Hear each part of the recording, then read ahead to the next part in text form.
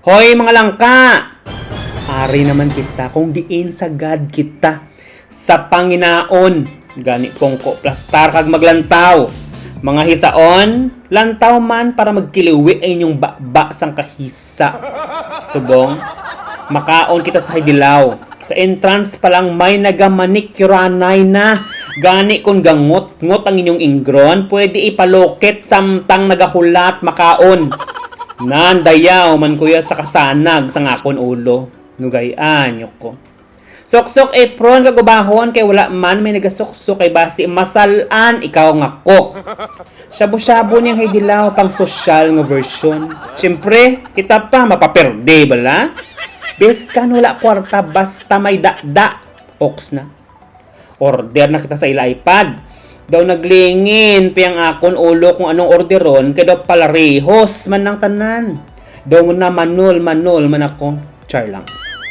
Tapos, amo na ding dessert nga side.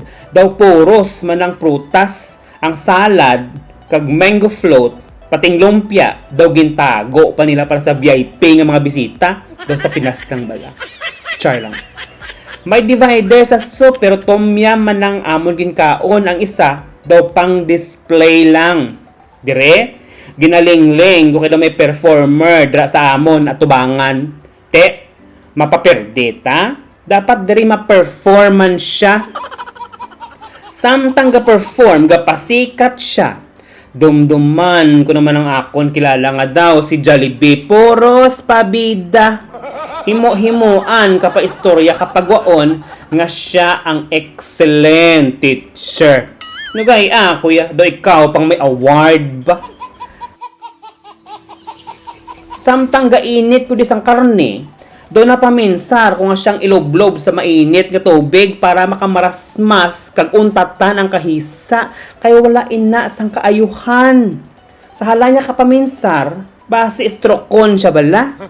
Tapos panginaon, pahunay-hunay, kaon sandiya para daw healthy man bala.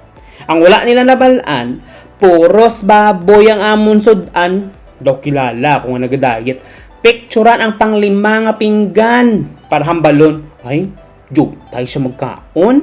Ang gagaya, daw gininto niya lang kaugalingon niya. Nugay ko sang tinunto mo niya. Tapos panginaon na paminsar ko naman. Pilayhan ang bel, pero wala problema. Basta busog, kag malipay naman kita. Nugay kuya. Pagkatapos panginaon, paminsaran ko makadto sa Filipino store kay kanamit magkaon sang ube kag langka. Ay langka, pag-abot, wala sila baligya. Tikon ano-ano ang akon pinamakal. Bench, danggit, chichirya, kag kung ano-ano pa. Boslot naman ang akon bulsa. Kulita, baka-baka naman obra para may ipangkaon ta.